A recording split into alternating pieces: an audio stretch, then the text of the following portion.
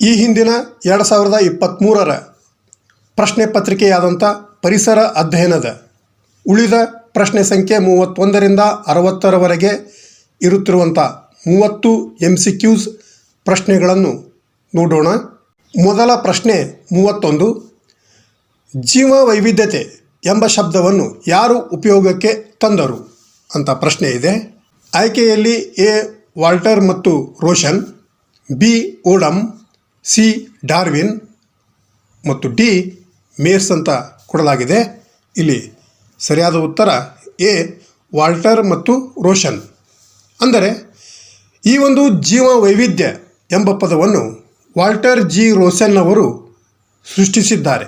ಈ ಒಂದು ಜೀವ ವೈವಿಧ್ಯತೆ ಏನು ಎಂಬುದನ್ನು ನೋಡಿದಾಗ ಇದು ಪ್ರಕೃತಿಯನ್ನು ರೂಪಿಸಿರುವ ವಿವಿಧ ಪ್ರಾಣಿಗಳು, ಸಸ್ಯಗಳು, ಶಿಲೀಂಧ್ರಗಳು ಮತ್ತು ಪ್ರೊಕಾರ್ಟಿಕ್ ಜೀವಿಗಳು ಒಟ್ಟಿಗೆ ವಾಸಿಸುತ್ತವೆ. ಪ್ರತಿಯೊಂದು ಪ್ರಭೇದಗಳು ಪರಿಸರ ಸಮತೋಲನವನ್ನು ಕಾಪಾಡಿಕೊಳ್ಳಲು ಈ ಒಂದು ಪರಿಸರ ವ್ಯವಸ್ಥೆಯಲ್ಲಿ ಒಟ್ಟಿಗೆ ವಾಸಿಸುವುದರೊಂದಿಗೆ ತಮ್ಮ ಕಾರ್ಯವನ್ನು ನಿರ್ವಹಿಸುತ್ತವೆ.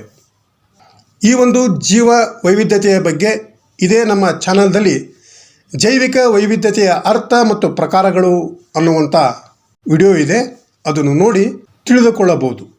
ಪ್ರಶ್ನೆ 32. ಎಂಡಮಿಕ್ ಪ್ರಭೇದವೆಂದರೆ ಅಂತ ಪ್ರಶ್ನೆ ಇದೆ. ಆಯ್ಕೆಯಲ್ಲಿ ಎ ಒಂದೇ ಪ್ರದೇಶಕ್ಕೆ ಸೀಮಿತವಾದ ಪ್ರಭೇದಗಳು, ಬಿ ನಾಶ ಹೊಂದಿದ ಪ್ರಭೇದಗಳು, ಸಿ ಅಪಾಯದ ಅಂಚಿನಲ್ಲಿರುವ ಪ್ರಭೇದಗಳು ಮತ್ತು ಡಿ ನಡುಗಡ್ಡೆಯಲ್ಲಿ ಕಾಣುವ ಪ್ರಭೇದಗಳು ಅಂತ ಕೊಡಲಾಗಿದೆ. ಇಲ್ಲಿ ಸರಿಯಾದ ಉತ್ತರ ಎ ಒಂದೇ ಪ್ರದೇಶಕ್ಕೆ ಸೀಮಿತವಾದ ಪ್ರಭೇದಗಳು. ಇಲ್ಲಿ ಎಂಡಮಿಕ್ ಎನ್ನುವುದು ಒಂದು ದ್ವೀಪ, ರಾಜ್ಯ, ರಾಷ್ಟ್ರ ಅಥವಾ ಇತರೆ ವಲಯದಂತಹ ಒಂದು ನಿರ್ದಿಷ್ಟ ಭೌಗೋಳಿಕ ಸ್ಥಳದಲ್ಲಿ ಮಾತ್ರ ಕಂಡುಬರುವ ಜಾತಿಯ ಸ್ಥಿತಿಯಾಗಿದೆ. ಒಂದು ಸ್ಥಳಕ್ಕೆ ಸ್ಥಳೀಯವಾಗಿರುವ ಅಂದರೆ ಸೀಮಿತವಾಗಿರುವಂಥ ಜೀವಿಗಳು ಬೇರೆಡೆ ಕಂಡುಬಂದರೆ ಅವು ಸ್ಥಳೀಯವಾಗಿರುವುದಿಲ್ಲ ಎಂದು ನಾವು ತಿಳಿಯಬೇಕು. ಅಂದಮೇಲೆ ಇಲ್ಲಿ ಎಂಡಮಿಕ್ ಪ್ರಭೇದವೆಂದರೆ ಒಂದೇ ಪ್ರದೇಶಕ್ಕೆ ಸೀಮಿತವಾದಂಥ ಪ್ರಭೇದಗಳು ಅಂತ ಅರ್ಥ. ಈ ಒಂದು ವಿಷಯಕ್ಕೂ ಸಂಬಂಧಪಟ್ಟಂಥ ಹೆಚ್ಚಿನ ವಿವರಗಳಿಗಾಗಿ ಇದೇ ನಮ್ಮ ಚಾನೆಲ್ನಲ್ಲಿ ಇರುತ್ತಿರುವಂಥ ಜೈವಿಕ ವೈವಿಧ್ಯತೆ ಎಂಬುವಂಥ ಕ್ಲಾಸನ್ನು ನೋಡಿ ತಿಳಿದುಕೊಳ್ಳಿರಿ. ಪ್ರಶ್ನೆ 33. ಗಿಡಮರಗಳನ್ನು ಪೂಜಿಸುವ ಪರಂಪರೆಗೆ ಉದಾಹರಣೆ ಅಂತ ಪ್ರಶ್ನೆ ಇದೆ. ಆಯ್ಕೆಯಲ್ಲಿ ಎ ಧಾರ್ಮಿಕ ಮತ್ತು ಸಾಮಾಜಿಕ ಮೌಲ್ಯ, ಬಿ ಸೌಂದರ್ಯ ಮೌಲ್ಯ, ಸಿ ಆರ್ಥಿಕ ಮೌಲ್ಯ ಮತ್ತು ಡಿ ಉಪಯೋಗಿಕ ಮೌಲ್ಯ. ಸರಿಯಾದ ಉತ್ತರ ಎ ಧಾರ್ಮಿಕ ಮತ್ತು ಸಾಮಾಜಿಕ ಮೌಲ್ಯವಾಗಿದೆ. ಅಂದರೆ ಗಿಡಮರಗಳನ್ನು ಪೂಜಿಸುವಂಥ ಪರಂಪರೆಗೆ ಉತ್ತಮವಾದಂಥ ಉದಾಹರಣೆ ಧಾರ್ಮಿಕ ಮತ್ತು ಸಾಮಾಜಿಕ ಮೌಲ್ಯವಾಗಿದೆ. ಪ್ರಶ್ನೆ 34. ಜನಸಂಖ್ಯಾ ಸ್ಫೋಟಕ್ಕೆ ಕಾರಣ ಅಂತ ಪ್ರಶ್ನೆ ಇದೆ. ಆಯ್ಕೆಯಲ್ಲಿ ಎ ಮರಣ ಪ್ರಮಾಣ ಇಳಿಕೆ, ಬಿ ಜನನ ಪ್ರಮಾಣ ಏರಿಕೆ, ಸಿ ಇವುಗಳಲ್ಲಿ ಯಾವುದೂ ಅಲ್ಲ ಮತ್ತು ಡಿ ಎ ಮತ್ತು ಬಿ ಎರಡೂ ಅಂತ ಕೊಡಲಾಗಿದೆ. ಇಲ್ಲಿ ಜನಸಂಖ್ಯಾ ಸ್ಫೋಟ ಅಂದರೆ ಅನಿರೀಕ್ಷಿತವಾಗಿ ಮತ್ತು ಊಹಿಸಲು ಸಾಧ್ಯವಾಗದಷ್ಟು ಜನಸಂಖ್ಯೆ ತೀವ್ರವಾಗಿ ಬೆಳೆಯುವುದಕ್ಕೆ ನಾವು ಜನಸಂಖ್ಯಾ ಸ್ಫೋಟ ಎಂದು ಕರೆಯುತ್ತೇವೆ. ಅಂದಮೇಲೆ ಈ ರೀತಿ ಜನಸಂಖ್ಯಾ ಸ್ಫೋಟ ಆಗಲಿಕ್ಕೆ ಮರಣ ಪ್ರಮಾಣ ಇಳಿಕೆ ಮತ್ತು ಜನನ ಪ್ರಮಾಣ ಏರಿಕೆ ಕಾರಣವಾಗಿದ್ದರಿಂದ ಇಲ್ಲಿ ಸರಿಯಾದ ಉತ್ತರ ಡಿ ಎ ಮತ್ತು ಬಿ ಎರಡು. ಅಂದರೆ ಜನಸಂಖ್ಯಾ ಸ್ಫೋಟಕ್ಕೆ ಕಾರಣ ಆಯ್ಕೆ ಎಯಲ್ಲಿರುತ್ತಿರುವಂಥ ಮರಣ ಪ್ರಮಾಣದ ಇಳಿಕೆ ಮತ್ತು ಬಿ ಯಲ್ಲಿರುತ್ತಿರುವಂಥ ಜನನ ಪ್ರಮಾಣ ಏರಿಕೆಯಾಗಿದೆ. ಪ್ರಶ್ನೆ 35. ತಪ್ಪು ಜೋಡಣೆಯನ್ನು ಗುರುತಿಸಿರಿ ಅಂತ ಇದೆ. ಆಯ್ಕೆಯಲ್ಲಿ ಎ ವಾಹನಗಳು ವಾಯು ಮಾಲಿನ್ಯ, ಬಿ ಕೊಳಚೆ ನೀರು ಜಲ ಮಾಲಿನ್ಯ, ಸಿ ಆಕಳ ಸಗಣೆ ಮಣ್ಣು ಮಾಲಿನ್ಯ ಮತ್ತು ಡಿ ಧ್ವನಿವರ್ಧಕ ಶಬ್ದ ಮಾಲಿನ್ಯ ಅಂತ ಈ ರೀತಿ 4 ಜೋಡಣೆಗಳನ್ನು ಕೊಡಲಾಗಿದೆ. ಇವುಗಳಲ್ಲಿ ಎ ಬಿ ಮತ್ತು ಡಿ ಯಲ್ಲಿರುತ್ತಿರುವಂಥ ಜೋಡಣೆಗಳು ಸರಿಯಾದ ಜೋಡಣೆಗಳು ಆಗಿವೆ. ಅಂದರೆ ಆಯ್ಕೆ ಎಯಲ್ಲಿರುತ್ತಿರುವಂಥ ವಾಹನಗಳು ವಾಯು ಮಾಲಿನ್ಯ ಇದು ಸರಿಯಾಗಿದೆ. ಬಿ ಯಲ್ಲಿರುತ್ತಿರುವಂಥ ಕೊಳಚೆ ನೀರು ಜಲ ಮಾಲಿನ್ಯ ಇದು ಸರಿಯಾಗಿದೆ. ಆಯ್ಕೆ ಡಿ ಯಲ್ಲಿರುತ್ತಿರುವಂಥ ಧ್ವನಿವರ್ಧಕ ಇದಕ್ಕೆ ಶಬ್ದ ಮಾಲಿನ್ಯ ಅಂತ ಕೊಡಲಾಗಿದೆ. ಇದು ಸಹ ಸರಿಯಾಗಿದೆ. ಆದರೆ ಆಯ್ಕೆ ಸಿಯಲ್ಲಿರುತ್ತಿರುವಂಥ ಆಕಳ ಸಗಣಿ ಮಣ್ಣು ಮಾಲಿನ್ಯ ಅನ್ನುವುದು ತಪ್ಪು. ಅಂದರೆ ಆಕಳ ಸಗಣಿಯಿಂದ ಮಣ್ಣು ಮಲಿನವಾಗುವುದರ ಬದಲು ಫಲವತ್ತತೆಯನ್ನು ಹೊಂದುವುದು. ಆದ್ದರಿಂದ ಇಲ್ಲಿ ಸರಿಯಾದ ಆಯ್ಕೆ ಎಂದರೆ ಸಿ, ಆಕಳ ಸಗಣಿ ಮಣ್ಣು ಮಾಲಿನ್ಯ ಎಂಬುದು. ಅಂದರೆ ಇದು ತಪ್ಪಾದ ಜೋಡಣೆಯಾಗಿದೆ. ಪ್ರಶ್ನೆ 36, ಸಾಗರವು ಡ್ಯಾಶ್ಗೆ ಉದಾಹರಣೆಯಾಗಿದೆ ಅಂತ ಪ್ರಶ್ನೆ ಇದೆ. ಆಯ್ಕೆಯಲ್ಲಿ ಎ, ಮರೈನ್ ಪರಿಸರ ವ್ಯವಸ್ಥೆ, ಬಿ, ಭೂಮಂಡಲ ಪರಿಸರ ವ್ಯವಸ್ಥೆ, ಸಿ, ಕೊಳ ಪರಿಸರ ವ್ಯವಸ್ಥೆ ಮತ್ತು ಡಿ, ಇವುಗಳಲ್ಲಿ ಯಾವುದೂ ಅಲ್ಲ ಅಂತ ಕೊಡಲಾಗಿದೆ. ಆಯ್ಕೆ ಎ, ಬಿ, ಸಿಯಲ್ಲಿರುತ್ತಿರುವಂಥ ಮರೈನ್ ಪರಿಸರ ವ್ಯವಸ್ಥೆ, ಭೂಮಂಡಲ ಪರಿಸರ ವ್ಯವಸ್ಥೆ ಮತ್ತು ಕೊಳ ಪರಿಸರ ವ್ಯವಸ್ಥೆ ಇವು ನೈಸರ್ಗಿಕ ಪರಿಸರ ವ್ಯವಸ್ಥೆಗಳಾಗಿದ್ದು, ಆದರೆ ಆಯ್ಕೆ ಎಲ್ಲಿರುತ್ತಿರುವಂಥ ಮರೈನ್ ಪರಿಸರ ವ್ಯವಸ್ಥೆ ಮತ್ತು ಸಿಯಲ್ಲಿರುತ್ತಿರುವಂಥ ಕೊಳ ಪರಿಸರ ವ್ಯವಸ್ಥೆ ಇವು ಜಲೀಯ ಪರಿಸರ ವ್ಯವಸ್ಥೆಗಳಾಗಿದ್ದು, ಆಯ್ಕೆ ಎಲ್ಲಿರುತ್ತಿರುವಂಥ ಮರೈನ್ ಪರಿಸರ ವ್ಯವಸ್ಥೆ ಉಪ್ಪು ನೀರಿನ ಜೀವ ಪರಿಸರ ವ್ಯವಸ್ಥೆಯಾದರೆ, ಆಯ್ಕೆ ಸಿಯಲ್ಲಿರುತ್ತಿರುವಂಥ ಕೊಳ ಪರಿಸರ ವ್ಯವಸ್ಥೆಯು ಸಿಹಿ ನೀರಿನ ಜೀವ ಪರಿಸರ ವ್ಯವಸ್ಥೆಯಾಗಿದೆ. ಆದರೆ ಇಲ್ಲಿ ಪ್ರಶ್ನೆಯಲ್ಲಿ ಸಾಗರವು ಡ್ಯಾಶ್ಗೆ ಉದಾಹರಣೆಯಾಗಿದೆ ಅಂತ ಇದೆ. ಇದಕ್ಕೆ ಸರಿಯಾದ ಉತ್ತರವೆಂದರೆ ಎ, ಮರೈನ್ ಪರಿಸರ ವ್ಯವಸ್ಥೆ ಅಂದರೆ ಸಾಗರಿಕ ಜೀವ ಪರಿಸರ ವ್ಯವಸ್ಥೆ. ಈ ಒಂದು ವಿಷಯಕ್ಕೆ ಸಂಬಂಧಪಟ್ಟಂಥ ಹೆಚ್ಚಿನ ವಿಷಯಗಳನ್ನು ಇದೇ ನಮ್ಮ ಚಾನಲ್ನಲ್ಲಿ ಇರುತ್ತಿರುವಂಥ ಜಲೀಯ ಜೀವ ಪರಿಸರ ವ್ಯವಸ್ಥೆ ಅನ್ನುವಂಥ ಕ್ಲಾಸನ್ನು ನೋಡಿ ತಿಳಿದುಕೊಳ್ಳಬಹುದು. ಪ್ರಶ್ನೆ 37, ಅಪಾಯಕ್ಕೊಳಗಾದ ಪ್ರಭೇದಗಳಲ್ಲಿ ಅತಿ ಹೆಚ್ಚು ಗಂಡಾಂತರವನ್ನು ಎದುರಿಸುತ್ತಿರುವ ಗುಂಪು ಭಾರತದಲ್ಲಿ ಯಾವುದು ಅಂತ ಪ್ರಶ್ನೆ ಇದೆ. ಆಯ್ಕೆಯಲ್ಲಿ ಎ, ಸಸ್ತನಿಗಳು, ಬಿ, ಪಕ್ಷಿಗಳು, ಸಿ, ಸರೀಸೃಪಗಳು ಮತ್ತು ಡಿ, ಇವುಗಳಲ್ಲಿ ಯಾವುದೂ ಅಲ್ಲ. ಸರಿಯಾದ ಉತ್ತರ ಎ, ಸಸ್ತನಿಗಳು. ಈ ಒಂದು ಸಸ್ತನಿಗಳಲ್ಲಿ ಬ್ಲ್ಯಾಕ್ ಬಕ್ ಅಥವಾ ಕೃಷ್ಣ ಮೃಗ ಅನ್ನುವಂಥ ಸಸ್ತನಿಯು ಈಗ ಭಾರತದಲ್ಲಿ ಅತ್ಯಂತ ಅಳಿವಿನಂಚಿನಲ್ಲಿರುವಂಥ ಜಾತಿಗಳಲ್ಲಿ ಒಂದಾಗಿದೆ. 1947ರಲ್ಲಿ ಸುಮಾರು 80,000 ಕೃಷ್ಣ ಮೃಗಗಳಿದ್ದವು. ಆದರೆ ಈ ಹಿಂದೆ 20 ವರ್ಷಗಳಿಗಿಂತಲೂ ಕಡಿಮೆ ಅವಧಿಯಲ್ಲಿ ಆ ಒಂದು ಸಂಖ್ಯೆ 8,000ಕ್ಕೆ ಕುಸಿದಿತ್ತು ಎಂದು ನಾವು ಹೇಳಬಹುದು. ಪ್ರಶ್ನೆ 38, ಇವುಗಳಲ್ಲಿ ಯಾವುದು ಪೋಷಕಾಂಶಗಳ ಪುನರಾವರ್ತನೆಗೆ ಅತಿ ಅವಶ್ಯಕ ಅಂತ ಪ್ರಶ್ನೆ ಇದೆ. ಆಯ್ಕೆಯಲ್ಲಿ ಎ, ಉತ್ಪಾದಕರು, ಬಿ, ಅನುಭೋಗಿಗಳು, ಸಿ, ಮಾಂಸಾಹಾರಿಗಳು ಮತ್ತು ಡಿ, ವಿಘಟಕಗಳು ಅಂತ ಕೊಡಲಾಗಿದೆ. ಇಲ್ಲಿ ಸರಿಯಾದ ಉತ್ತರ ಡಿ, ವಿಘಟಕಗಳು. ಅಂದರೆ ಪೋಷಕಾಂಶಗಳ ಪುನರಾವರ್ತನೆಗೆ ಈ ಒಂದು ವಿಘಟಕಗಳು ಅತಿ ಅವಶ್ಯಕವಾಗಿವೆ. ಅಂದರೆ ಅತಿ ಸೂಕ್ಷ್ಮ ಜೀವಿಗಳಾದಂಥ ಬ್ಯಾಕ್ಟೀರಿಯಾ, ಫಂಗಸ್ ಮುಂತಾದ ವಿಘಟಕಗಳು ಅಥವಾ ವಿಭಜನಕಾರರು ಸಸ್ಯ ಮತ್ತು ಪ್ರಾಣಿಗಳು ಸತ್ತ ನಂತರ, ಅಂದರೆ ಗತಿಸಿದ ನಂತರ ಅವುಗಳನ್ನು ಕೊಳೆಯುವಂತೆ ಮಾಡಿ ಅವುಗಳನ್ನು ಆಹಾರವನ್ನಾಗಿ ಉಪಯೋಗಿಸಿಕೊಂಡು ಸಂಯುಕ್ತ ಮೂಲ ವಸ್ತುಗಳಾದ ಇಂಗಾಲ, ಸಾರಜನಕ, ಆಮ್ಲಜನಕ ಇನ್ನೂ ಮುಂತಾದವುಗಳನ್ನು ಸರಳ ವಸ್ತುಗಳನ್ನಾಗಿ ಮಾರ್ಪಡಿಸಿ ಅವುಗಳನ್ನು ಮರಳಿ ಪರಿಸರಕ್ಕೆ ಈ ಒಂದು ವಿಘಟಕಗಳು ಸೇರ್ಪಡೆ ಮಾಡುತ್ತವೆ. ಈ ಒಂದು ವಿಷಯಕ್ಕೆ ಸಂಬಂಧಪಟ್ಟಂಥ ಹೆಚ್ಚಿನ ವಿಷಯವನ್ನು ಇದೇ ನಮ್ಮ ಚಾನಲ್ದಲ್ಲಿ ಇರುತ್ತಿರುವಂಥ ಜೀವ ಪರಿಸರ ವ್ಯವಸ್ಥೆ ಅನ್ನುವಂಥ ಕ್ಲಾಸನ್ನು ನೋಡಿ ನೀವು ತಿಳಿದುಕೊಳ್ಳಬಹುದು. ಪ್ರಶ್ನೆ 39, ಭೂಮಿಯ ಮೇಲಿನ ನೀರಿನ ಪದರನ್ನು ಡ್ಯಾಶ್ ಎನ್ನುತ್ತಾರೆ ಅಂತ ಪ್ರಶ್ನೆ ಇದೆ. ಆಯ್ಕೆಯಲ್ಲಿ ಎ, ಜಲಗೋಳ, ಬಿ, ಶಿಲಾಗೋಳ, ಸಿ, ವಾಯುಗೋಳ ಮತ್ತು ಡಿ, ಇವೆಲ್ಲವುಗಳು ಅಂತ ಕೊಡಲಾಗಿದೆ. ಇಲ್ಲಿ ಸರಿಯಾದ ಉತ್ತರ ಎ, ಜಲಗೋಳ. ಅಂದರೆ ಭೂಮಿಯ ಮೇಲಿನ ನೀರಿನ ಪದರನ್ನು ಜಲಗೋಳ ಎನ್ನುತ್ತಾರೆ. ಈ ಒಂದು ಜಲಗೋಳವು ಭೂ ಮೇಲ್ಮೈ ಜಲರಾಶಿಗಳಾದಂಥ ಸಾಗರ, ಸಮುದ್ರ, ಸರೋವರ, ನದಿ, ಕೆರೆ, ಬಾವಿ ಇನ್ನೂ ಮುಂತಾದವುಗಳು ಅಲ್ಲದೆ ಘನರೂಪದಲ್ಲಿರುವ ಹಿಮ ಮತ್ತು ಅಂತರ್ಜಲಗಳಿಂದ ಕೂಡಿಕೊಂಡಿದೆ. ಇದರಿಂದಾಗಿಯೇ ಈ ಒಂದು ಭೂಮಿಯನ್ನು ಜಲಾವೃತ ಗ್ರಹವೆಂದು ಕರೆಯುವರು. ಈ ಒಂದು ಭೂ ಮೇಲ್ಮೈ 71% ಭಾಗವು ನೀರಿನಿಂದ ಆವರಿಸಿಕೊಂಡಿರುವುದರಿಂದ ಇದನ್ನು ಜಲಗೋಳ ಎಂದು ಕರೆಯುವರು. ಪ್ರಶ್ನೆ 40. ಇವುಗಳಲ್ಲಿ ಯಾವುದು ನೆಲೆ ಸಂರಕ್ಷಣೆ ಮಾದರಿಯಾಗಿದೆ ಅಂತ ಪ್ರಶ್ನೆ ಇದೆ. ಆಯ್ಕೆ ಎಯಲ್ಲಿ ಪ್ರಾಣಿ ಸಂಗ್ರಹಾಲಯ, ಬಿ ಸಸ್ಯೋದ್ಯಾನ, ಸಿ ಕ್ರೊಕೊಡೈಲ್ ಪಾರ್ಕ್ ಮತ್ತು ಡಿ ಬಯೋ ರಿಸರ್ವ್ಸ್ ಅಂತ ಕೊಡಲಾಗಿದೆ.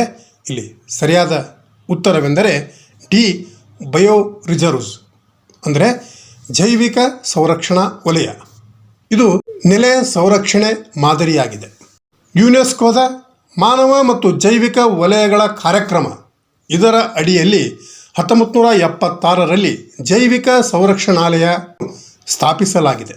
ಇದರ ಮುಖ್ಯ ಉದ್ದೇಶ ನೈಸರ್ಗಿಕ ಮತ್ತು ಅರೆ ನೈಸರ್ಗಿಕ ಜೀವ ಪರಿಸರ ವ್ಯವಸ್ಥೆಯ ಜೈವಿಕ ವೈವಿಧ್ಯತೆಗಳನ್ನು ಅವುಗಳು ವಾಸಿಸುವ ಮೂಲ ಸ್ಥಳಗಳಲ್ಲೇ ಸಂರಕ್ಷಣೆ ಮಾಡುವುದಾಗಿದೆ. ಪ್ರಶ್ನೆ 41. ಭೋಪಾಲ್ ದುರಂತದಲ್ಲಿ ಸೋರಿಕೆಯಾದ ವಿಷಾನಿಲ ಅಂತ ಪ್ರಶ್ನೆ ಇದೆ. ಆಯ್ಕೆಯಲ್ಲಿ A methyl isocyanate, B phenyl isocyanate, C ethylene ಮತ್ತು ಡಿ ಎಸೆಟಲಿನ್ ಅಂತ ಕೊಡಲಾಗಿದೆ. ಇಲ್ಲಿ ಸರಿಯಾದ ಉತ್ತರವೆಂದರೆ ಎ ಮಿಥೈಲ್ ಐಸೋಸೈನೈಟ್ ಆಗಿದೆ.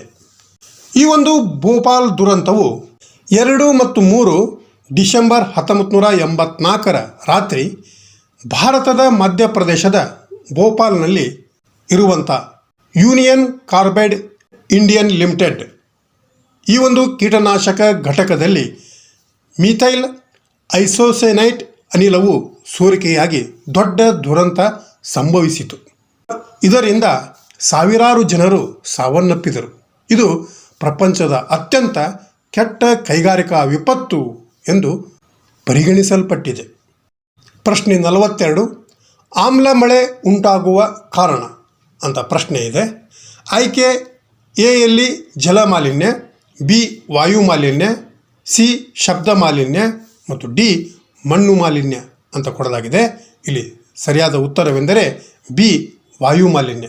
ಅಂದರೆ ಆಮ್ಲ ಮಳೆ ಉಂಟಾಗಲು ಈ ಒಂದು ವಾಯು ಮಾಲಿನ್ಯವು ಕಾರಣವಾಗಿದೆ. ಆಮ್ಲ ಮಳೆ ಸಾಮಾನ್ಯವಾಗಿ ಸಲ್ಫರಿಕ್ ಆಮ್ಲ, ನೈಟ್ರಿಕ್ ಆಮ್ಲ ಮತ್ತು ಹೈಡ್ರೋಜನ್ ಕ್ಲೋರೈಡ್ದಿಂದ ಮಿಶ್ರಣವಾದಂಥ ಒಂದು ಮಳೆಯಾಗಿದೆ. ಕೈಗಾರಿಕೆಯಲ್ಲಿ ಪಳಿಯುಳಿಕೆ ಇಂಧನ ದಹನ ಮಾಡುವುದರಿಂದ, ಅಂದರೆ ಪಳಿಯುಳಿಕೆ ಇಂಧನಗಳಾದಂಥ ಕಲ್ಲಿದ್ದಲು ಮತ್ತು ಕಚ್ಚಾ ತೈಲಗಳನ್ನು ದಹನ ಮಾಡುವುದರಿಂದ ಬಿಡುಗಡೆಯಾಗುವ ಗಂಧಕದ ಡೈಆಕ್ಸೈಡ್ ಮತ್ತು ನೈಟ್ರೋಜನ್ ಇವು ವಾಯುಮಂಡಲದಲ್ಲಿರುವಂಥ ಧೂಳಿ ಕಣಗಳ ಮೇಲಿರುವ ನೀರಾವಿ ಮತ್ತು ವಾಯುಮಂಡಲದಲ್ಲಿ ಇರುವ ಆರ್ದ್ರತೆಯೊಂದಿಗೆ ಸಂಯೋಜನೆಯಾಗಿ ಗಂಧಕಾಮ್ಲ ಮತ್ತು ನೈಟ್ರಿಕ್ ಆಮ್ಲವಾಗಿ ಪರಿವರ್ತನೆ ಹೊಂದಿ ನೀರಿನೊಂದಿಗೆ, ಅಂದರೆ ಮಳೆಯ ನೀರಿನೊಂದಿಗೆ ಆಮ್ಲ ಮಳೆಯಾಗಿ ಭೂಮಿಯ ಮೇಲೆ ಬೀಳುತ್ತದೆ. ಈ ಒಂದು ಆಮ್ಲ ಮಳೆ ಸರೋವರ, ಅರಣ್ಯ, ವನ್ಯಪ್ರಾಣಿ, ವ್ಯವಸಾಯ ಭೂಮಿ, ಬಳಕೆ ನೀರು ಮತ್ತು ವಿಶೇಷವಾಗಿ ಮಾನವನ ಆರೋಗ್ಯದ ಮೇಲೆ ದುಷ್ಪರಿಣಾಮ ಬೀರುತ್ತದೆ. ಪ್ರಶ್ನೆ 43. 20ನೇ ಶತಮಾನದ ಅದ್ಭುತ ಲೋಹ ಅಂತ ಪ್ರಶ್ನೆ ಇದೆ. ಆಯ್ಕೆಯಲ್ಲಿ ಎ ಕಾಗೆ ಬಂಗಾರ, ಬಿ ಅಲ್ಯೂಮಿನಿಯಂ, ಸಿ ಮ್ಯಾಂಗನೀಸ್ ಮತ್ತು ಡಿ ಕಬ್ಬಿಣ ಅಂತ ಕೊಡಲಾಗಿದೆ. ಸರಿಯಾದ ಉತ್ತರ ಬಿ ಅಲ್ಯೂಮಿನಿಯಂ. ಅಂದರೆ 20ನೇ ಶತಮಾನದ ಅದ್ಭುತ ಲೋಹ ಈ ಒಂದು ಅಲ್ಯೂಮಿನಿಯಂ ಆಗಿದೆ. ಏಕೆಂದರೆ ಇದು ಕಡಿಮೆ ಸಾಂದ್ರತೆಯನ್ನು ಹೊಂದಿರುವುದರಿಂದ ಹಗುರವಾದ ಲೋಹವಾಗಿದೆ. ಆದರೆ ಇದು ತುಂಬ ಪ್ರಬಲವಾಗಿದ್ದು ಸುಲಭವಾಗಿ ಬಗ್ಗಿಸುವಂಥದ್ದು, ತುಕ್ಕು ಹಿಡಿಯದಂತಹದ್ದು ಮತ್ತು ಒಳ್ಳೆಯ ವಿದ್ಯುತ್ ವಾಹಕ ಗುಣವನ್ನು ಒಳಗೊಂಡಿರುವುದರಿಂದ ಅನೇಕ ಉದ್ಯಮಗಳಲ್ಲಿ ಈ ಒಂದು ಅಲ್ಯೂಮಿನಿಯಂ ಬಳಕೆಯಾಗುತ್ತಿದೆ. ಆದ್ದರಿಂದ ಇದನ್ನು, ಅಂದರೆ ಅಲ್ಯೂಮಿನಿಯಮನ್ನು 20ನೇ ಶತಮಾನದ ಅದ್ಭುತ ಲೋಹವೆಂದು ಕರೆಯಲಾಗುತ್ತದೆ. ಈ ಒಂದು ನೈಸರ್ಗಿಕ ಸಂಪನ್ಮೂಲಗಳ ಬಗ್ಗೆ ತಿಳಿದುಕೊಳ್ಳಲು ಇದೇ ನಮ್ಮ ಚಾನಲ್ನಲ್ಲಿ ಇರುತ್ತಿರುವಂಥ ನೈಸರ್ಗಿಕ ಸಂಪನ್ಮೂಲಗಳು ಅನ್ನುವಂಥ ಕ್ಲಾಸನ್ನು ನೋಡಿ ತಿಳಿದುಕೊಳ್ಳಬಹುದು. ಪ್ರಶ್ನೆ 44. ಸ್ಮಾಗ್ ಇದು ಇವುಗಳ ಸಂಯೋಜನೆ ಅಂತ ಪ್ರಶ್ನೆ ಇದೆ.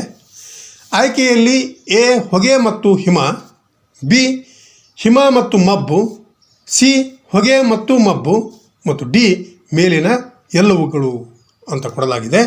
ಇಲ್ಲಿ ಸರಿಯಾದ ಉತ್ತರ ಸಿ ಹೊಗೆ ಮತ್ತು ಮಬ್ಬು. ಸ್ಮಾಗ್ ಅಂದರೆ ಹೊಗೆ ಮತ್ತು ಮಬ್ಬು ಇವುಗಳ ಸಂಯೋಜನೆಯಾಗಿದೆ. ಈ ಒಂದು ಸ್ಮಾಗ್ ತೀವ್ರವಾದಂಥ ವಾಯು ಮಾಲಿನ್ಯವಾಗಿದೆ. ಸ್ಮಾಗ್ ಎಂಬ ಪದವು 20ನೇ ಶತಮಾನದ ಆರಂಭದಲ್ಲಿ ಹುಟ್ಟಿಕೊಂಡಿತು.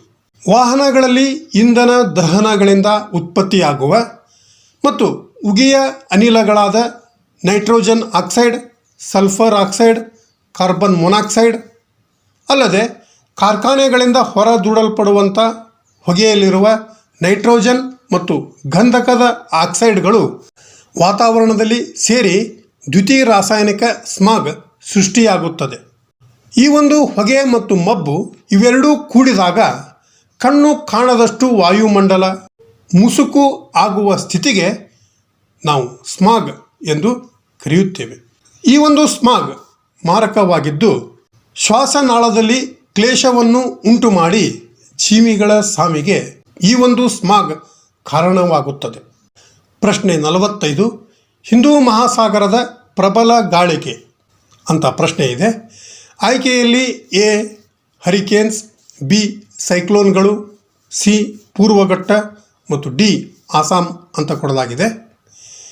ಇಲ್ಲಿ ಆಯ್ಕೆ ಎ ಮತ್ತು ಬಿ ಯಲ್ಲಿರುತ್ತಿರುವಂಥ ಹರಿಕೇನ್ಸ್ ಮತ್ತು ಸೈಕ್ಲೋನ್ಗಳು ಇವು ಚಂಡಮಾರುತಗಳು ಆಗಿವೆ. ಆಯ್ಕೆ ಎ ಯಲ್ಲಿರುತ್ತಿರುವಂಥ ಹರಿಕೇನ್ಸ್ ಇವು ಅಟ್ಲಾಂಟಿಕ್ ಮಹಾಸಾಗರ ಮತ್ತು ಈಶಾನ್ಯ ಪೆಸಿಫಿಕ್ ಮಹಾಸಾಗರದಲ್ಲಿ ಕಂಡುಬರುತ್ತಿದ್ದು ಈ ಒಂದು ಚಂಡಮಾರುತಗಳನ್ನು ಹರಿಕೇನ್ಸ್ ಎಂದು ಕರೆಯಲಾಗುತ್ತದೆ. ಅಂದ ಮೇಲೆ ಆಯ್ಕೆ ಬಿ ಯಲ್ಲಿರುತ್ತಿರುವಂಥ ಸೈಕ್ಲೋನ್ಗಳು ಹಿಂದೂ ಮಹಾಸಾಗರದಲ್ಲಿ ಕಂಡುಬರುತ್ತಿರುವಂಥ ಚಂಡಮಾರುತಗಳು ಆಗಿವೆ. ಅಂದ ಮೇಲೆ ಇಲ್ಲಿ ಸರಿಯಾದ ಉತ್ತರ ಬಿ ಸೈಕ್ಲೋನ್ಗಳು. ಅಂದರೆ ಹಿಂದೂ ಮಹಾಸಾಗರದ ಪ್ರಬಲ ಗಾಳಿಗಳಿಗೆ ನಾವು ಸೈಕ್ಲೋನ್ಗಳು ಎಂದು ಕರೆಯುತ್ತೇವೆ. ಪ್ರಶ್ನೆ 46. ಉಷ್ಣವಲಯದ ನಿತ್ಯ ಹರಿದ್ವರ್ಣ ಕಾಡುಗಳು ಡ್ಯಾಶ್ನಲ್ಲಿ ಕಾಣುತ್ತವೆ ಅಂತ ಪ್ರಶ್ನೆ ಇದೆ. ಆಯ್ಕೆಯಲ್ಲಿ ಎ ಪಶ್ಚಿಮ ಘಟ್ಟ, ಬಿ ಹಿಮಾಲಯ ವಲಯ, ಸಿ ಪೂರ್ವಘಟ್ಟ ಮತ್ತು ಡಿ ಆಸಾಂ ಅಂತ ಕೊಡಲಾಗಿದೆ. ಸರಿಯಾದ ಉತ್ತರ ಎ ಪಶ್ಚಿಮ ಘಟ್ಟ. ಅಂದರೆ ಈ ಒಂದು ಉಷ್ಣವಲಯದ ನಿತ್ಯ ಹರಿದ್ವರ್ಣ ಕಾಡುಗಳು ಪಶ್ಚಿಮ ಘಟ್ಟಗಳಲ್ಲಿ ಕಾಣುತ್ತವೆ. ಪ್ರಶ್ನೆ 47. ಕರ್ನಾಟಕದಲ್ಲಿ ತಿಮ್ಮಕ್ಕನ ಹೆಸರು ಇದಕ್ಕೆ ಪ್ರಸಿದ್ಧವಾಗಿದೆ ಅಂತ ಪ್ರಶ್ನೆ ಇದೆ. ಆಯ್ಕೆಯಲ್ಲಿ ಎ ಗಿಡ ನೆಡುವುದಕ್ಕೆ, ಬಿ ಗಿಡ ಕಡಿಯುವುದಕ್ಕೆ, ಸಿ ಮುಷ್ಕರಕ್ಕೆ ಮತ್ತು ಡಿ ಇವುಗಳಲ್ಲಿ ಯಾವುದೂ ಅಲ್ಲ. ಸರಿಯಾದ ಉತ್ತರ ಎ ಗಿಡ ನೆಡುವುದಕ್ಕೆ. ಅಂದರೆ ಈ ಒಂದು ಕರ್ನಾಟಕದಲ್ಲಿ ತಿಮ್ಮಕ್ಕನ ಹೆಸರು ಗಿಡ ನೆಡುವುದಕ್ಕೆ ಪ್ರಸಿದ್ಧವಾಗಿದೆ. ಆಲಮರದ ತಿಮ್ಮಕ್ಕ ಎಂದು ಕರೆಯಲ್ಪಡುವಂಥ ಸಾಲು ಮರದ ತಿಮ್ಮಕ್ಕ ಕರ್ನಾಟಕ ರಾಜ್ಯದ ಭಾರತೀಯ ಪರಿಸರವಾದಿ.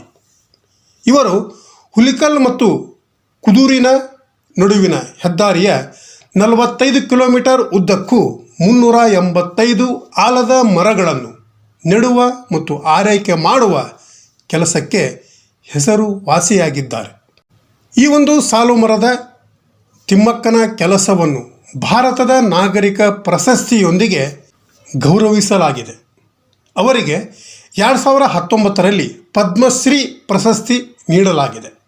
ಅಲ್ಲದೆ ಕರ್ನಾಟಕ ಕೇಂದ್ರೀಯ ವಿಶ್ವವಿದ್ಯಾಲಯವು 2020ರಲ್ಲಿ ತಿಮ್ಮಕ್ಕ ಅವರಿಗೆ ಗೌರವ ಡಾಕ್ಟರೇಟ್ ಪದವಿಯನ್ನು ಸಹ ಘೋಷಿಸಿದೆ. ಇವುಗಳಲ್ಲದೆ ಇನ್ನೂ ಹಲವಾರು ಪ್ರಶಸ್ತಿ ಮತ್ತು ಪದವಿಗಳನ್ನು ಪಡೆದುಕೊಂಡಿರುವರು. ಪ್ರಶ್ನೆ 48.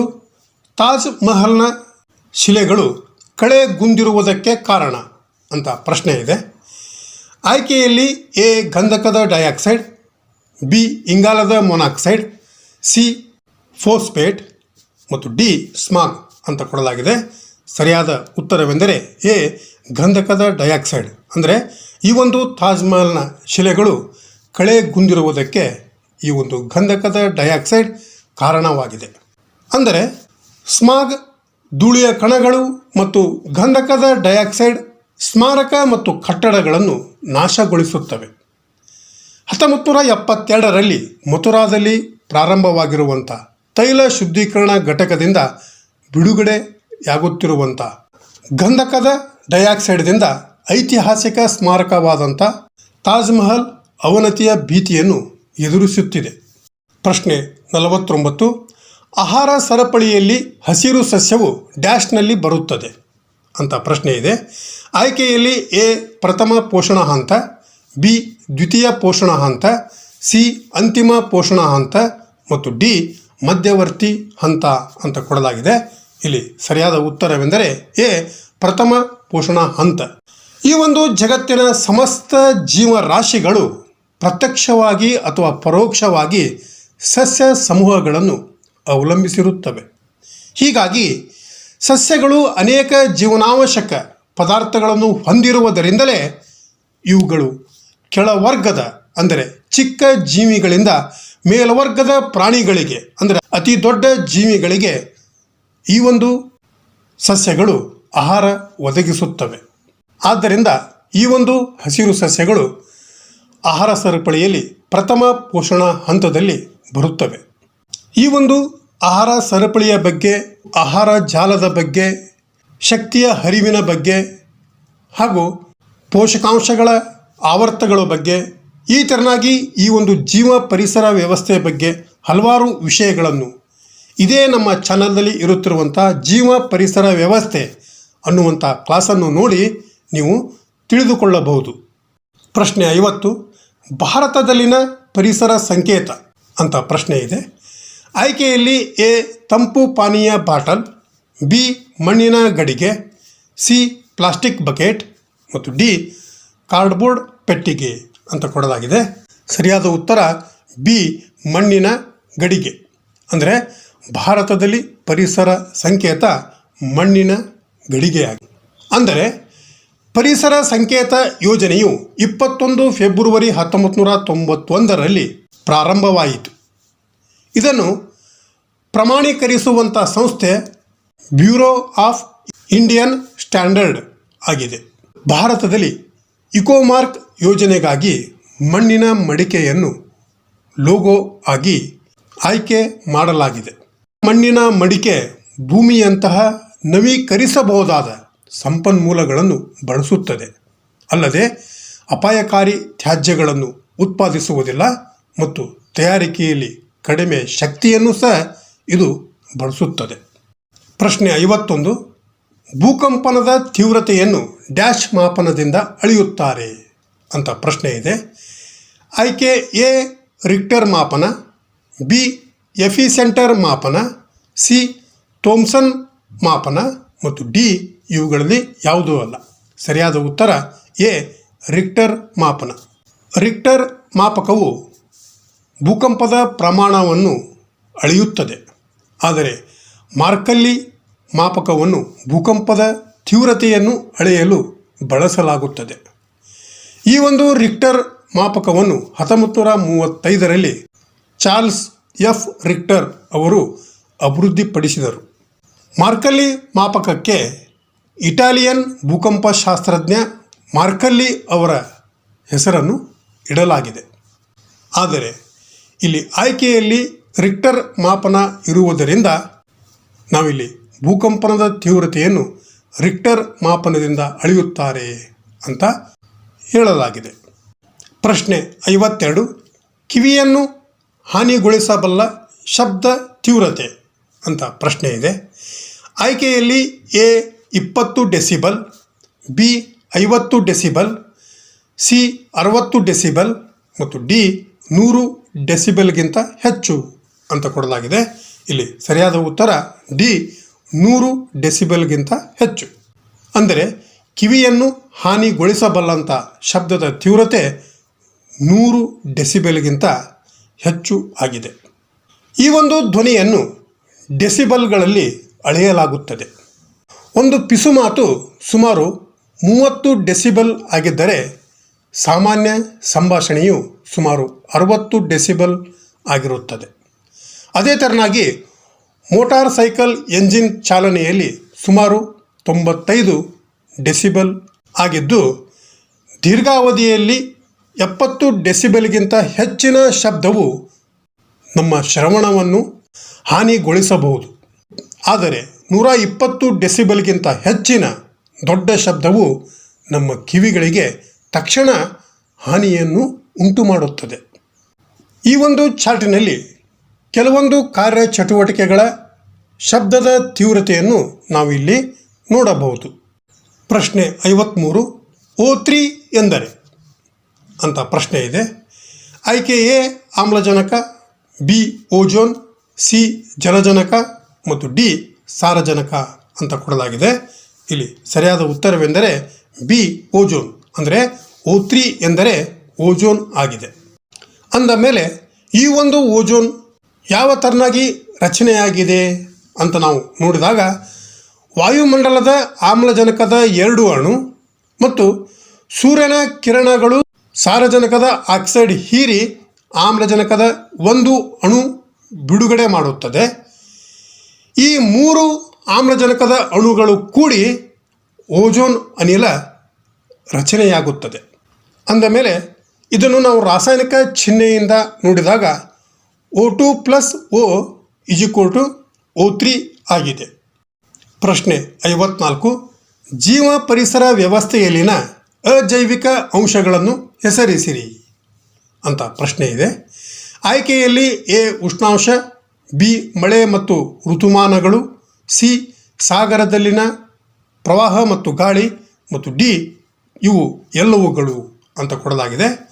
ಇಲ್ಲಿ ಜೀವ ಪರಿಸರ ವ್ಯವಸ್ಥೆಯಲ್ಲಿನ ಅಜೈವಿಕ ಅಂಶಗಳು ಆಯ್ಕೆಯಲ್ಲಿರುತ್ತಿರುವಂಥ ಉಷ್ಣಾಂಶ, ಮಳೆ ಮತ್ತು ಋತುಮಾನಗಳು ಮತ್ತು ಸಾಗರದಲ್ಲಿನ ಪ್ರವಾಹ ಮತ್ತು ಗಾಳಿಗಳು ಆಗಿರುವುದರಿಂದ ಸರಿಯಾದ ಉತ್ತರ ಡಿ ಇವು ಎಲ್ಲವುಗಳು. ಈ ಒಂದು ಜೀವ ಪರಿಸರ ವ್ಯವಸ್ಥೆಯ ಅಜೈವಿಕ ಪದಾರ್ಥಗಳನ್ನು ನಾವು ಮುಖ್ಯವಾಗಿ 3 ಪ್ರಕಾರಗಳಾಗಿ ವಿಂಗಡಿಸುತ್ತೇವೆ.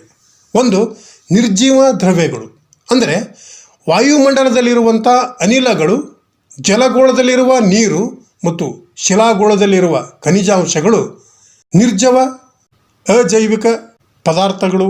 ಆದರೆ ಇನ್ನು 2 ಸಾವಯವ ಪದಾರ್ಥಗಳು, ಅಂದರೆ ಮಲಮೂತ್ರ ಮತ್ತು ಜೀವಿಗಳು ನಶಿಸಿದ ಬಳಿಕ ಅವುಗಳ ದೇಹ ಈ ಒಂದು ಸಾವಯವ ಅಜೈವಿಕ ಪದಾರ್ಥವಾಗಿದೆ. 3ನೇ ಅಜೈವಿಕ ಪದಾರ್ಥ ಭೌತಿಕ ಅಂಶಗಳು.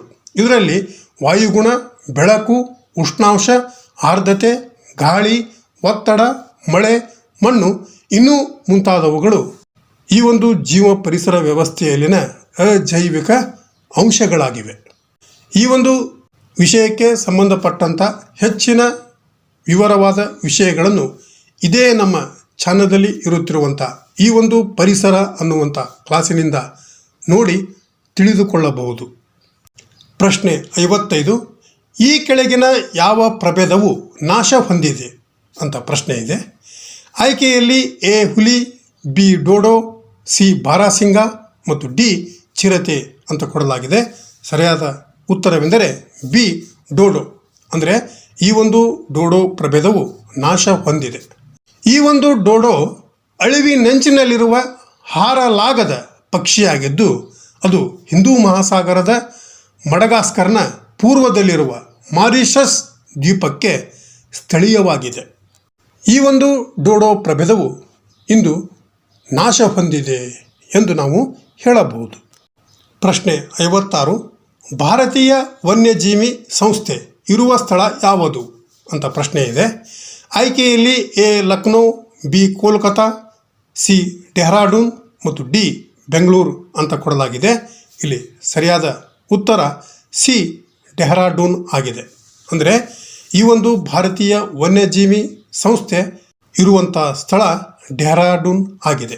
Wild life institute of India ಎಂಬುದು ಭಾರತ ಸರ್ಕಾರದ ಪರಿಸರ, ಅರಣ್ಯ ಮತ್ತು ಹವಾಮಾನ ಬದಲಾವಣೆ ಸಚಿವಾಲಯದ ಅಡಿಯಲ್ಲಿ 1982ರಲ್ಲಿ ಸ್ಥಾಪಿಸಲಾದ ಸ್ವಾಯತ್ತ ನೈಸರ್ಗಿಕ ಸಂಪನ್ಮೂಲ ಸೇವಾ ಸಂಸ್ಥೆಯಾಗಿದೆ. ಈ ಒಂದು ಭಾರತೀಯ ವನ್ಯಜೀವಿ ಸಂಸ್ಥೆಯು ಭಾರತದ ಡೆಹ್ರಾಡೂನ್ ಜಿಲ್ಲೆಯಲ್ಲಿದೆ. ಇದು ಡೆಹ್ರಾಡೂನ್ ಜಿಲ್ಲೆಯ ದಕ್ಷಿಣ ಅರಣ್ಯಗಳಿಗೆ ಸಮೀಪದಲ್ಲಿರುವ ಚಂದ್ರಭಾನಿನಲ್ಲಿದೆ. ಈ ಕ್ಯಾಂಪಸ್ 180 ಎಕರೆಗಳನ್ನು ಹೊಂದಿದ್ದು ಇದರಲ್ಲಿ 100 ಎಕರೆ ಅರಣ್ಯದಲ್ಲಿದೆ. ಇನ್ನು ಉಳಿದ 80 ಎಕರೆಗಳಲ್ಲಿ ಕಾರ್ಯಾಚರಣೆಯ ಸೌಲಭ್ಯಗಳಿವೆ. ರಾಜಾಜಿ ರಾಷ್ಟ್ರೀಯ ಉದ್ಯಾನವನಕ್ಕೆ ಹತ್ತಿರದಲ್ಲಿದೆ. ಭಾರತ ಅರಣ್ಯ ಸೇವಾ ಅಧಿಕಾರಿಗಳ ನೇರ ನೇಮಕಾತಿ ಮತ್ತು ರಾಜ್ಯ ಅರಣ್ಯಾಧಿಕಾರಿಗಳಾಗಿ ನೇಮಕಗೊಂಡವರ ತರಬೇತಿಯನ್ನು ಇಲ್ಲಿಯೇ ನೀಡಲಾಗುತ್ತದೆ. ಪ್ರಶ್ನೆ 57. ಸಾಂಸ್ಕೃತಿಕ ಪರಿಸರಕ್ಕೆ ಉದಾಹರಣೆ ಅಂತ ಪ್ರಶ್ನೆ ಇದೆ. ಆಯ್ಕೆಯಲ್ಲಿ ಎ ಅರಣ್ಯ, ಬಿ ಜನಾಂಗ, ಸಿ ನೀರು ಮತ್ತು ಡಿ ಮಣ್ಣು ಅಂತ ಕೊಡಲಾಗಿದೆ. ಇಲ್ಲಿ ಆಯ್ಕೆ ಎ, ಸಿ ಮತ್ತು ಡಿ ಯಲ್ಲಿರುತ್ತಿರುವಂಥ ಅರಣ್ಯ, ನೀರು ಮತ್ತು ಮಣ್ಣು ಇವು ನೈಸರ್ಗಿಕ ಪರಿಸರಕ್ಕೆ ಉದಾಹರಣೆಗಳು. ಆದರೆ ಆಯ್ಕೆ ಬಿ ಯಲ್ಲಿರುತ್ತಿರುವಂಥ ಜನಾಂಗ ಸಾಂಸ್ಕೃತಿಕ ಪರಿಸರಕ್ಕೆ ಉದಾಹರಣೆಯಾಗಿದೆ. ಆದ್ದರಿಂದ ಇಲ್ಲಿ ಸರಿಯಾದ ಉತ್ತರ ಬಿ ಜನಾಂಗ. ಈ ಜನಾಂಗವಲ್ಲದೆ ಈ ಒಂದು ಸಾಂಸ್ಕೃತಿಕ ಪರಿಸರದ ಉದಾಹರಣೆಗಳು ಅಥವಾ ಅಂಶಗಳು ಯಾವುವು ಅಂತ ನಾವು ನೋಡಿದಾಗ 1 ಜನಾಂಗ, 2 ಜನಸಂಖ್ಯೆ, 3 ಧರ್ಮ, 4 ಸರ್ಕಾರ, 5 ತಾಂತ್ರಿಕತೆ ಮತ್ತು 6 ಇತರೆ ಅಂಶಗಳು ಈ ಒಂದು ಸಾಂಸ್ಕೃತಿಕ ಪರಿಸರದ ಅಂಶಗಳಾಗಿದ್ದು ಉತ್ತಮ ಉದಾಹರಣೆಗಳು ಸಹ ಆಗಿವೆ. ಈ ಒಂದು ವಿಷಯಕ್ಕೆ ಸಂಬಂಧಪಟ್ಟಂತಹ ಇನ್ನೂ ಹೆಚ್ಚಿನ ವಿಷಯಗಳನ್ನು ತಿಳಿದುಕೊಳ್ಳಲು ಇದೇ ನಮ್ಮ ಚಾನಲ್ನಲ್ಲಿ ಇರುತ್ತಿರುವಂಥ ಪರಿಸರ ಅನ್ನುವಂಥ ಕ್ಲಾಸನ್ನು ನೋಡಿ ತಿಳಿದುಕೊಳ್ಳಿರಿ. ಪ್ರಶ್ನೆ 58. ಪರಿಸರ ಸ್ನೇಹಿ ಕೃಷಿ ಯಾವುದರ ಬಳಕೆಯನ್ನು ಒಳಗೊಂಡಿರುತ್ತದೆ ಎಂದರೆ ಅಂತ ಪ್ರಶ್ನೆ ಇದೆ. ಆಯ್ಕೆಯಲ್ಲಿ ಎ ರಾಸಾಯನಿಕ ಗೊಬ್ಬರಗಳು ಮತ್ತು ಕೀಟನಾಶಕಗಳು, ಬಿ ಸಾವಯವ ಗೊಬ್ಬರ ಮತ್ತು ರಾಸಾಯನಿಕ ಕೀಟನಾಶಕಗಳು, ಸಿ ಸಾವಯವ ಗೊಬ್ಬರ ಮತ್ತು ಜೀವ ಕೀಟನಾಶಕಗಳು ಮತ್ತು ಡಿ ಮೇಲಿನ ಯಾವುದೂ ಅಲ್ಲ ಅಂತ ಕೊಡಲಾಗಿದೆ. ಇಲ್ಲಿ ಸರಿಯಾದ ಉತ್ತರವೆಂದರೆ ಸಿ ಸಾವಯವ ಗೊಬ್ಬರ ಮತ್ತು ಜೀವ ಕೀಟನಾಶಕಗಳು. ಇದು ಪರಿಸರ ಸ್ನೇಹಿ ಕೃಷಿ ಬಳಕೆಯಾಗಿದೆ. ಅಂದರೆ ಈ ಒಂದು ಸಾವಯವ ಗೊಬ್ಬರ ಮತ್ತು ಜೀವ ಕೀಟನಾಶಕಗಳು ಸಂಪೂರ್ಣವಾಗಿ ಸಾವಯವ, ಪರಿಣಾಮಕಾರಿ, ಪರಿಸರ ಸ್ನೇಹಿ ಮತ್ತು ರೈತರಿಗೆ ವೆಚ್ಚ ಪರಿಣಾಮಕಾರಿಯಾಗಿ ಇರುವಂಥ ಜೈವಿಕ ಉತ್ಪನ್ನಗಳಾಗಿವೆ. ಇವುಗಳನ್ನು ಸಸ್ಯಗಳ ಬೆಳವಣಿಗೆಯಲ್ಲಿ ಮತ್ತು ಮಣ್ಣಿನ ಫಲವತ್ತತೆ ಸುಧಾರಣೆಯಲ್ಲಿ ನಾವು ಬಳಸಬಹುದು. ಪ್ರಶ್ನೆ 59. ಜಲ ಪರಿಸರ ವ್ಯವಸ್ಥೆಗೆ ಉದಾಹರಣೆ ಅಂತ ಪ್ರಶ್ನೆ ಇದೆ. ಆಯ್ಕೆಯಲ್ಲಿ ಎ ಅರಣ್ಯ ಪರಿಸರ ವ್ಯವಸ್ಥೆ, ಬಿ ಹುಲ್ಲುಗಾವಲು ಪರಿಸರ ವ್ಯವಸ್ಥೆ, ಸಿ ಮರುಭೂಮಿ ಪರಿಸರ ವ್ಯವಸ್ಥೆ ಮತ್ತು ಡಿ ಕೊಳ ಪರಿಸರ ವ್ಯವಸ್ಥೆ ಅಂತ ಕೊಡಲಾಗಿದೆ. ಇಲ್ಲಿ ಆಯ್ಕೆ ಎ, ಬಿ ಮತ್ತು ಸಿ ಯಲ್ಲಿರುತ್ತಿರುವಂಥ ಅರಣ್ಯ ಪರಿಸರ ವ್ಯವಸ್ಥೆ, ಹುಲ್ಲುಗಾವಲು ಪರಿಸರ ವ್ಯವಸ್ಥೆ ಮತ್ತು ಮರುಭೂಮಿ ಪರಿಸರ ವ್ಯವಸ್ಥೆಗಳು ಭೂಭಾಗದ ಜೀವ ಪರಿಸರ ವ್ಯವಸ್ಥೆಗಳು ಆಗಿವೆ. ಇವುಗಳ ಬಗ್ಗೆ ಇದೇ ನಮ್ಮ ಚಾನಲ್ನಲ್ಲಿ ಇರುತ್ತಿರುವಂಥ ಜೀವ ಪರಿಸರ ವ್ಯವಸ್ಥೆಯ ಪ್ರಕಾರಗಳು ಅನ್ನುವಂಥ ಕ್ಲಾಸಿನಲ್ಲಿ ಭೂ ವಲಯ ಜೀವ ಪರಿಸರ ಅನ್ನುವಂಥ ವಿಡಿಯೋ ಇದೆ. ಅದನ್ನು ನೋಡಿ ತಿಳಿದುಕೊಳ್ಳಬಹುದು. ಇಲ್ಲಿ ಜಲ ಪರಿಸರ ವ್ಯವಸ್ಥೆಗೆ ಉದಾಹರಣೆ ಯಾವುದು ಅಂತ ನಾವು ನೋಡಿದಾಗ ಸರಿಯಾದ ಉತ್ತರ ಡಿ ಕೊಳ ಪರಿಸರ ವ್ಯವಸ್ಥೆಯಾಗಿದೆ. ಈ ಒಂದು ಜಲ ಪರಿಸರ ವ್ಯವಸ್ಥೆಗೆ ಸಂಬಂಧಪಟ್ಟಂಥ ಕ್ಲಾಸು ಸಹ ಇದೇ ನಮ್ಮ ಚಾನಲ್ದಲ್ಲಿದೆ. ಅದನ್ನು ನೋಡಿ ತಿಳಿದುಕೊಳ್ಳಿರಿ. ಕೊನೆಯ ಪ್ರಶ್ನೆ 60. ಜಲಚಕ್ರಕ್ಕೆ ಪ್ರೇರಕ ಶಕ್ತಿ ಎಂದರೆ ಅಂತ ಪ್ರಶ್ನೆ ಇದೆ. ಆಯ್ಕೆ ಎ ನೀರು, ಬಿ ಸೌರಶಕ್ತಿ, ಸಿ ಗಿಡ ಮತ್ತು ಡಿ ಮೋಡಗಳು ಅಂತ ಕೊಡಲಾಗಿದೆ. ಇಲ್ಲಿ ಸರಿಯಾದ ಉತ್ತರವೆಂದರೆ ಬಿ ಸೌರಶಕ್ತಿ. ಅಂದರೆ ಜಲಚಕ್ರಕ್ಕೆ ಪ್ರೇರಕವಾದಂಥ ಶಕ್ತಿ ಎಂದರೆ ಸೌರಶಕ್ತಿಯಾಗಿದೆ. ಈ ಒಂದು ಜಲರಾಶಿಗಳಾದಂಥ ಸಾಗರ, ಸಮುದ್ರ, ಸರೋವರ, ನದಿ, ಕೆರೆ ಇನ್ನೂ ಮುಂತಾದವುಗಳಿಂದ ನೀರು ಸೂರ್ಯನ ಶಕ್ತಿಯಿಂದ ನೀರಾವಿಯಾಗಿ ಈ ಒಂದು ವಾಯುಮಂಡಲವನ್ನು ಸೇರುವ ನೀರಿನ ಆವಿಯು ಘನೀಭವಿಸಿ ಮೋಡಗಳಾಗಿ ಮಳೆಯ ರೂಪದಲ್ಲಿ ಪುನಃ ಈ ಒಂದು ಭೂಮಿಯನ್ನು ಸೇರುವುದು. ಈ ಒಂದು ಆವರ್ತನವನ್ನು ನಾವು ಜಲಾವರ್ತ ಎಂದು ಕರೆಯುತ್ತೇವೆ. ಈ ರೀತಿ ಇರುತ್ತಿರುವಂಥ ಅನೇಕ ಪೋಷಕಾಂಶಗಳ ಆವರ್ತನ ಮತ್ತು ಈ ಒಂದು ಜಲಚಕ್ರದ ಬಗ್ಗೆ ಇರುತ್ತಿರುವಂಥ ವಿಡಿಯೋ ಇದೇ ನಮ್ಮ ಚಾನಲ್ದಲ್ಲಿದೆ, ಅದನ್ನು ನೋಡಿ ತಿಳಿದುಕೊಳ್ಳಬಹುದು. ಶುಭವಾಗಲಿ ಎಂದು ಹಾರೈಸುತ್ತಾ ಮುಂದಿನ ಕ್ಲಾಸಿನೊಂದಿಗೆ ಮತ್ತೆ ಭೇಟಿಯಾಗೋಣ. Thank you.